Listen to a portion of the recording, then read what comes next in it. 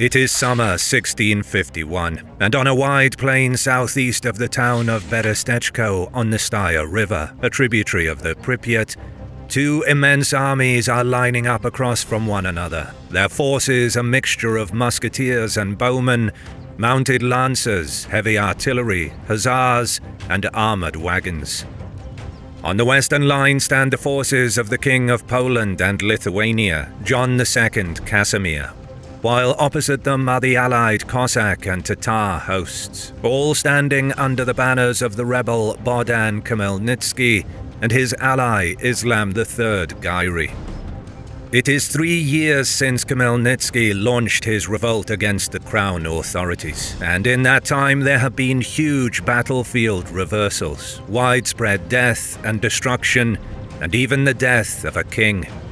But now the unpredictable King John Casimir has drawn on the full resources of the Polish state, seeming at least for the moment to live up to the legacy cast by his luminous brother, Władysław.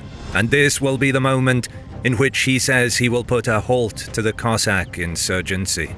Its centuries-long insubordination, its orthodox resistance to Catholicism, and its recent courting of the threatening and alien Tsardom of Muscovy. For his part, Khmelnytsky is determined that his coalition will prevail, and the force at his back, reckoned by some excited observers to be in the region of 200,000 men, is one that exceeds anything he likely envisaged at the outset of his mutiny. Both sides have now come too far for negotiations or wavering. Judgment is about to be passed down on them all, and the matter of who controls the borderlands between the Catholic and Orthodox worlds, the place in the local language called Ukraine, will draw one step closer to resolution. In the modern day, the new royalty class are the billionaires who amass incredible wealth, even during the down times for the rest of us. Those billionaires are able to do so by being invested in a wide range of assets, some of which are untouchable for most of us. Investments like their multi-million-dollar fine art collections. But for the first time, just by using the QR code on screen, you can unlock the high-powered world of art investing for yourself, thanks to our longtime sponsors at Masterworks. Masterworks lets you diversify with paintings from icons like Picasso and Basquiat, typically ranging from $500,000 to $20 million. But you don't need millions yourself to invest. Masterworks has over 450 paintings in their collection, invested in by 67,000 people from different backgrounds and income levels. After years of successful sales, Masterworks has distributed back a total of over $60 million in investor proceeds, including principal, across their 23 exits. You can get priority access to Masterworks today using the QR code on screen, my special link in the description, or at masterworks.art/historymarsh. Past performance is not indicative of future returns. Investing involves risk. See important regulation A disclosures at masterworks.com/cd. The origins of Khmelnytsky's rebellion against the Polish crown in 1648 lie in the attempts of the new Polish magnate at Kiev, Alexander Koniecpolski, to redraw the map of Khmelnytsky's lands and seize some of them away from him.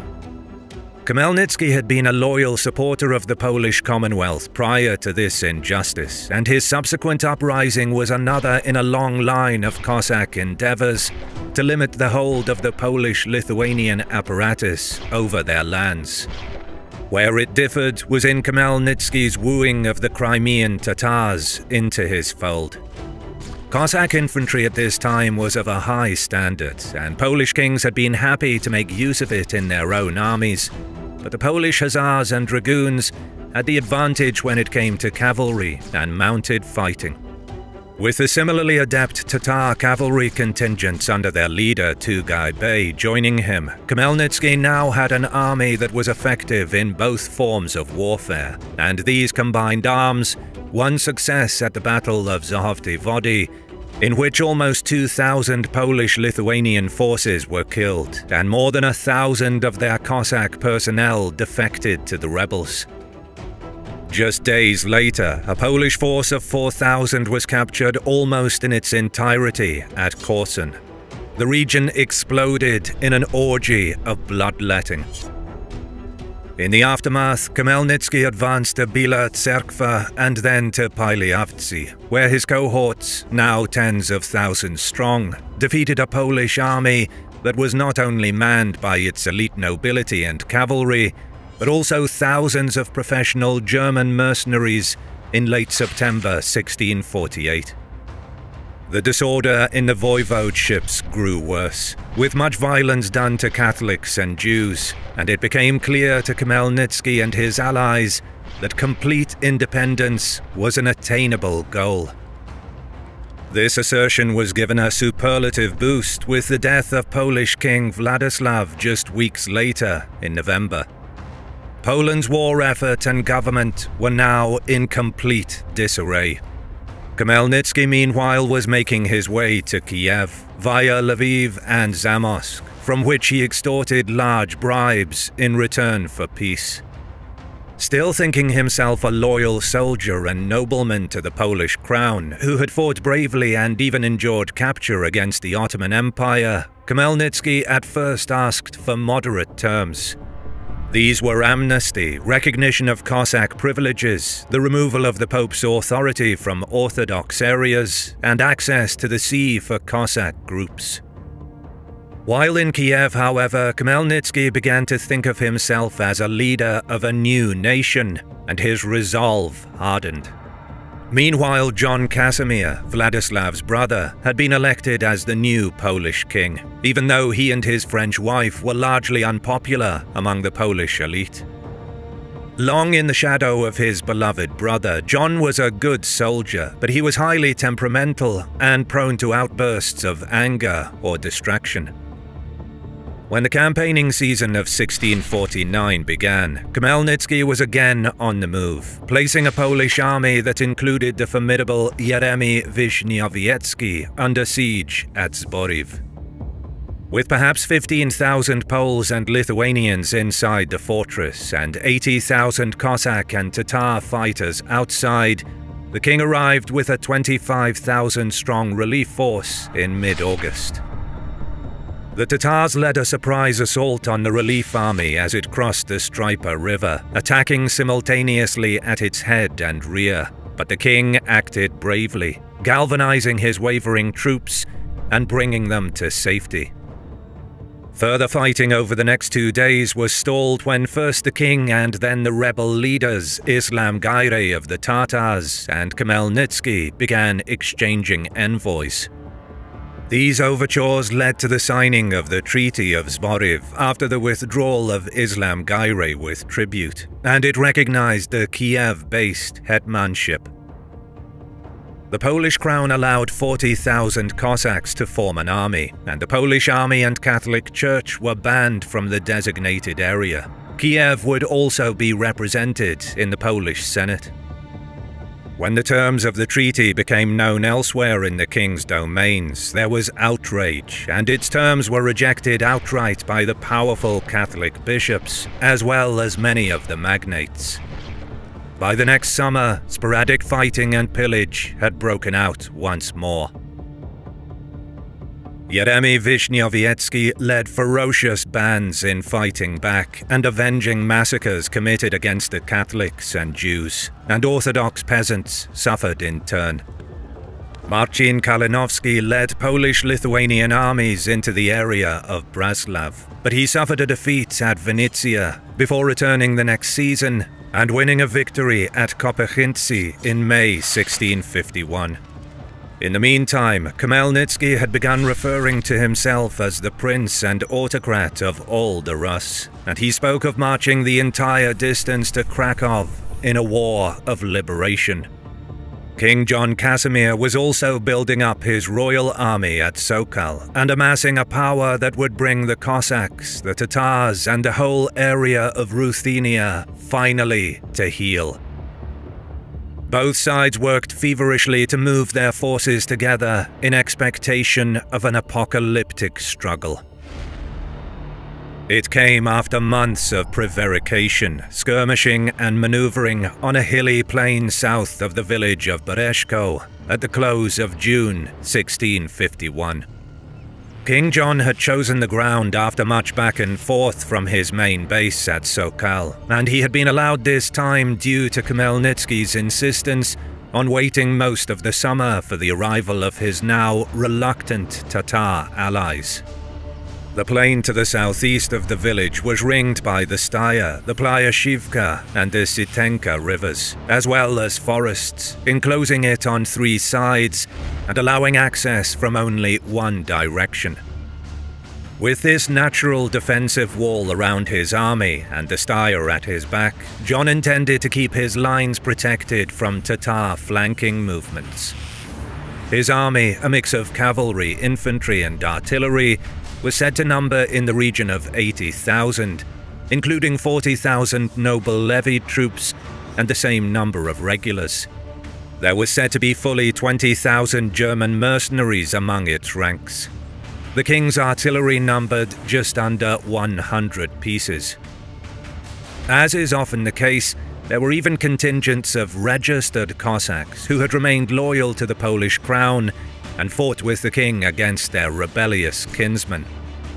This 80,000 was augmented by a similarly equal number of camp servants, retainers and followers to the rear of the lines in the Polish camp. Facing this force was Khmelnytsky's host and his Tatar allies, under the command of Islam Garay and Tugay Bey.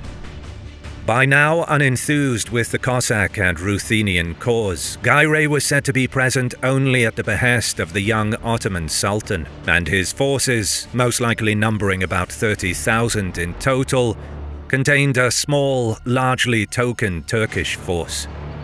The Tatars occupied the left flank of the anti-Polish coalition, while Khmelnytsky's companies were on the right, their most distant formations on the banks of the Plyashivka. Their lines were also bolstered by a mobile contingent of armoured wagons, lashed together with chains in combat and sheltering their personnel amidst the artillery barrages and cavalry blitzes. It suited both the Cossacks and the Tatars to let it be known that their combined forces are 200,000 strong, and this number is also of use to the Poles for their own propaganda, but it was almost certainly grossly inflated and included camp followers. There was no doubt, however, that it was a monstrously large force, which together with its opponent made the coming clash one of the largest battles of the century. While the rebel army is beset with a lack of cohesiveness around its leadership and the dedication of its allies, the Polish army also had dissension around the king's allotment of commands, as well as a terribly planned march to the battle site and even an uprising back in Krakow. This last necessitated the dispatch of a cavalry host to augment the royal garrison in the capital. The morning of the 28th of June brought forth an overcast, unseasonal day, and a vanguard of Khmelnytsky's host, Cossack and Tatar, marched and rode out from their lines and fell on the Polish redoubts on the opposite side. The majority of the Cossack host still need to cross the Plyashivka to get onto the plain and engage the enemy. Arranged in the checkerboard formation ordered by its king, with several lines of mixed infantry, dragoons and cavalry at its center, and small numbers of artillery in front, the Poles, Lithuanians and Germans raised their forearms and blades and girded themselves to fight hard for the morning to come. The Tatar riders whipped up and down their positions, raining arrows and the occasional bullet in their direction, probing for weakness or an overlooked approach. The Cossack infantry meanwhile fired on the Polish palisades and received cannon fire in turn. Though the Poles initially believed that this was the prelude to an attack in force, it devolved into mere skirmishing. The Polish cavalry, taking advantage of the hemmed-in positions forced on the enemy by the rivers and lakes, made a counter-charge from the right, consisting of 2,000 men, and the Tatars brought up the remainder of their forces to take the fight to the enemy. In a trio of attacks, the Polish cavalry forced the Tatars back and around, only for them to end up in front of the Polish left wing. There, Yeremy Vishniowiecki led a counterattack in force, and over the course of an hour-long battle, the Tatars were pushed back again. Their offensive lost any momentum or hope of a breakthrough it possessed at the outset. Polish dragoons took possession of the main Playashivka crossing.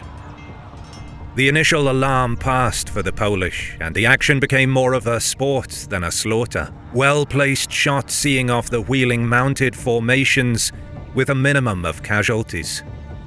The attackers withdrew, and the day turned to night without resolution.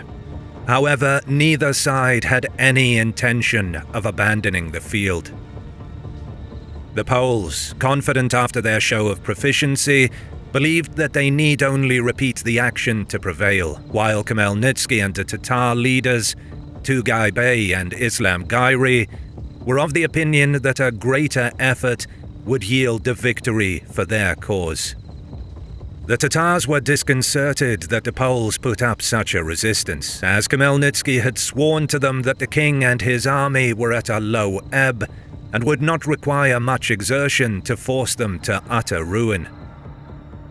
The second day began with the two armies deploying once more after prayers and breakfast, but the main Cossack camps still needed to cross the Playashivka, while its forces in the field advanced along a broad front. The Cossacks on the plain marched forward with their wagons amongst the ranks, while the Tatars spread across the line to engage. Despite the summer season, a heavy rain started to fall across the battlefield. This attack in force would, Khmelnytsky and Tugay Bey were convinced, break the will of the Polish army and its unfocused and flighty king. Once more the Tatars fell upon the Polish lines, while the Cossacks on the field came up and fired from a standing position. The dragoons were run off from the Playashivka crossing, and the remaining Cossack forces began crossing the river once more. Like clockwork, the Polish cavalry was deployed, the sterling famous Hussars, whose wings instilled both awe and anxiety in their enemies. The cavalry on the Polish right wing charged while the artillery exploded out over their heads, ripping chunks from the inexhaustible lines of the enemy. When the mounted lancers appeared, the Cossacks drew their wagons into place and created a mobile fortress, bristling with guns and light cannons. There was a lull for the rest of the morning before the Tatars attacked the Polish right wing again, this time having success in getting through some portions of the cavalry and onto the main army behind. From their heaped fortifications there, the Polish infantry raked the attackers with musket and cannon. Then Vishniowiecki rode over in force to attack them on the flank, and Potocki rallied and then made a counterattack simultaneous with him. Sword and saber, pistol and axe, the two sides clashed viciously, but it was the Tatars who blinked and began a withdrawal.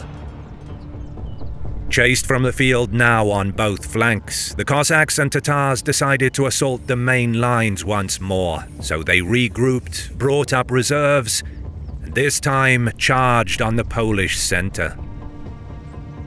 It was a brave attempt, and they were able to overcome the well-placed infantry and artillery positions, pushing the mixed companies back until they were almost at the Polish camp.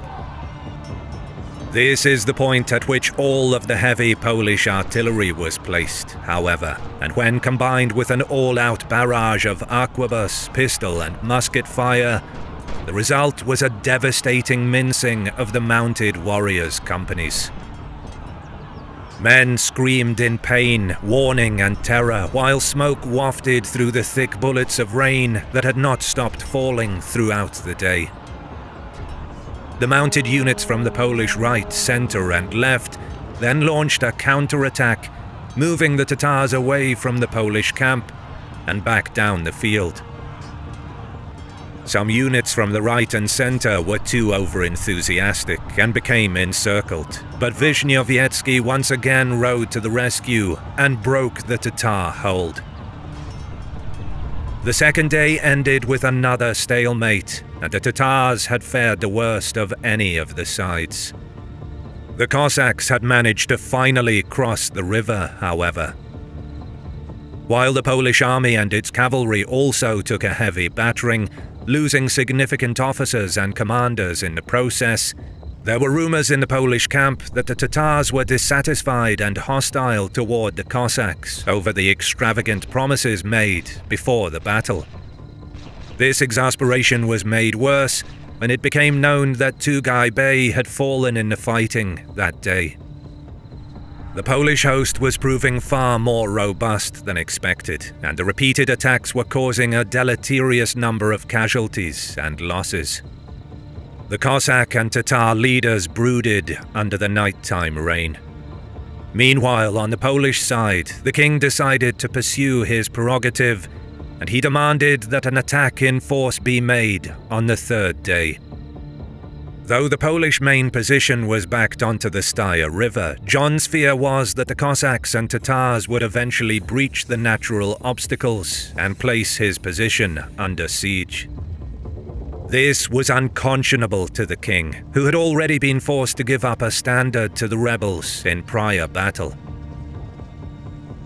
The Polish army deployed in full on the third day of battle, once more in the checkerboard formation, and advanced on the Cossack and Tatar lines. The king, who was said to have spent the night in prayer, commanded the center, with Mykolai Pototsky taking charge on the right and Marcin Kalinovsky on the left. Yeremy Vishnyovyetsky was also stationed on the left wing, and there are many who wondered whether it is he who was in true command there.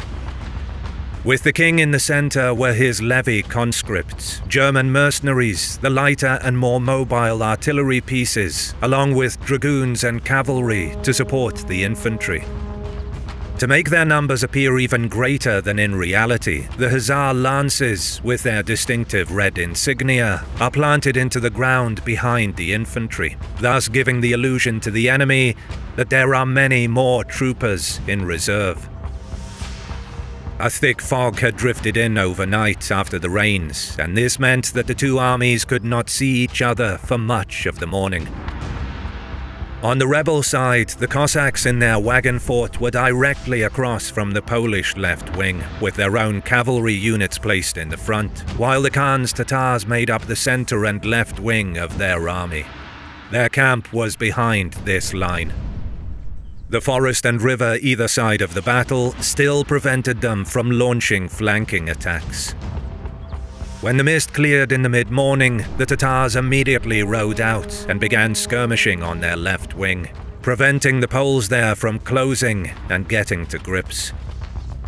Their arrows raked the lines, and the mounted archers called out to the Poles to come and fight them in duels.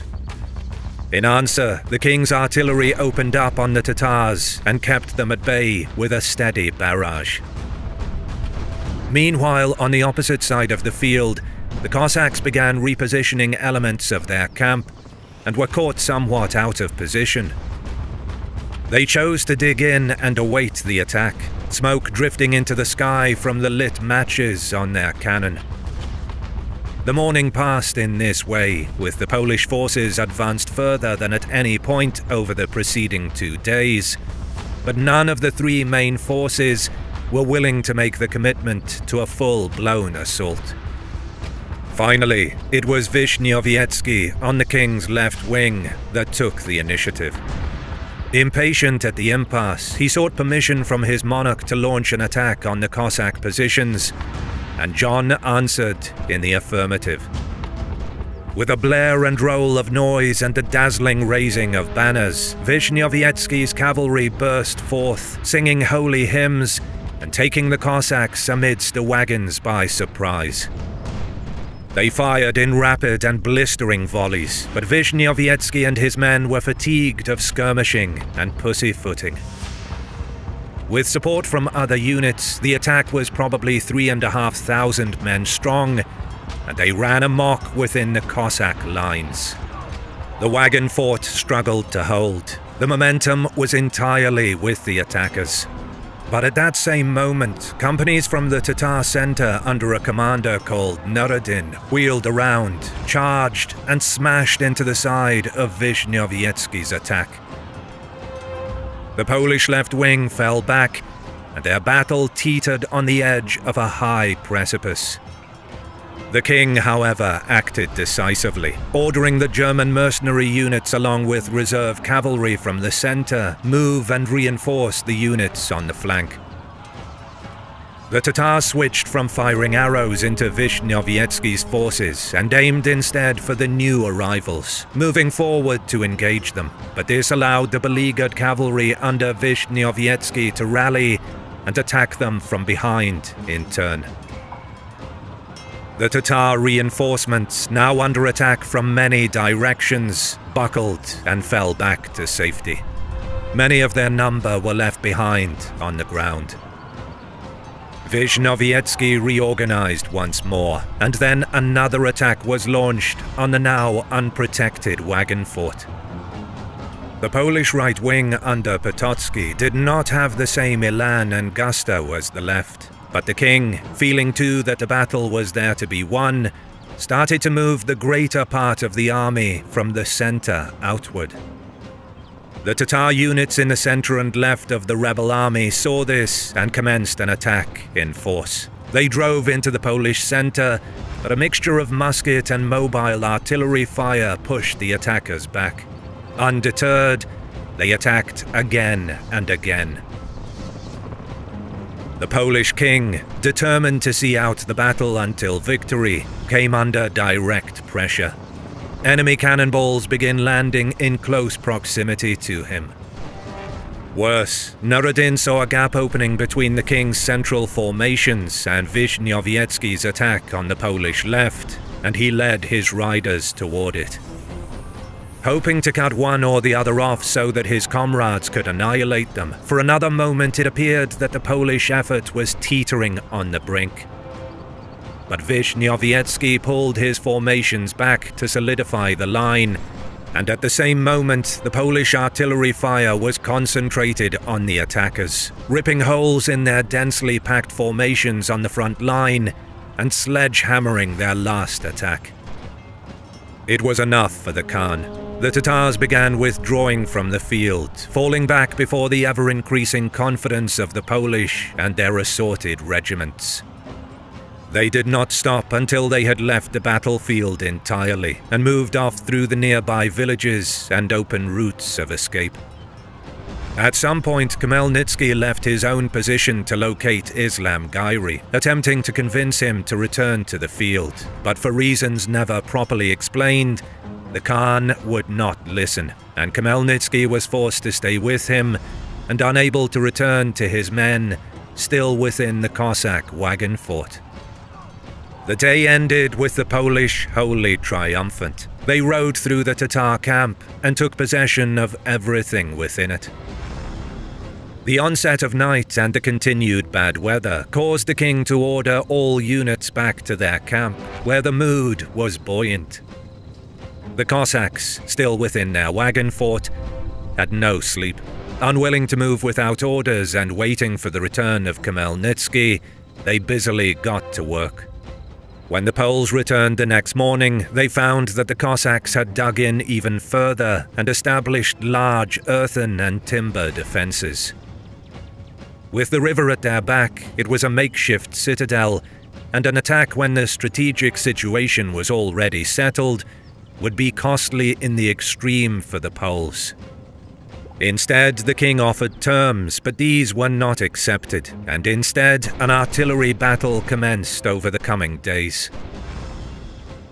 For over a week, the two sides engaged in back-and-forth strikes, until finally a 2,000-strong Polish force was dispatched to the other side of the river, and the king's engineers made preparations to block the current upriver and so flood the Cossack defenses.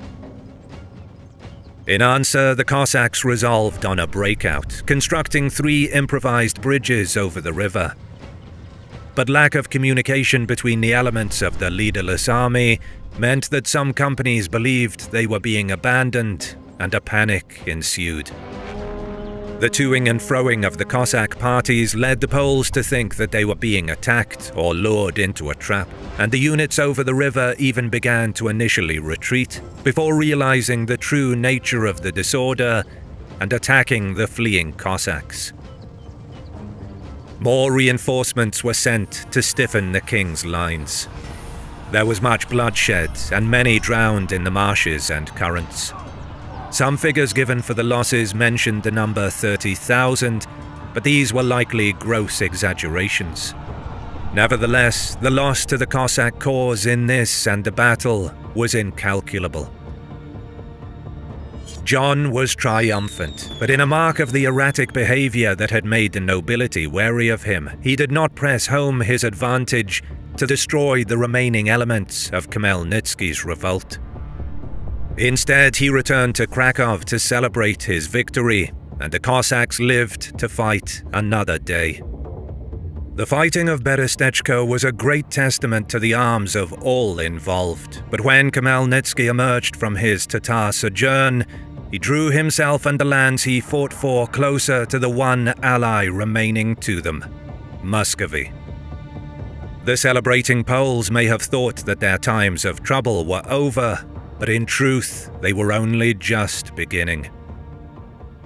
If you like what you see, consider supporting my work on Patreon, and you get ad-free early access to my videos for as little as $1. You can also show your support by liking the video, commenting, and subscribing to my channel, as a sacrifice to the algorithm.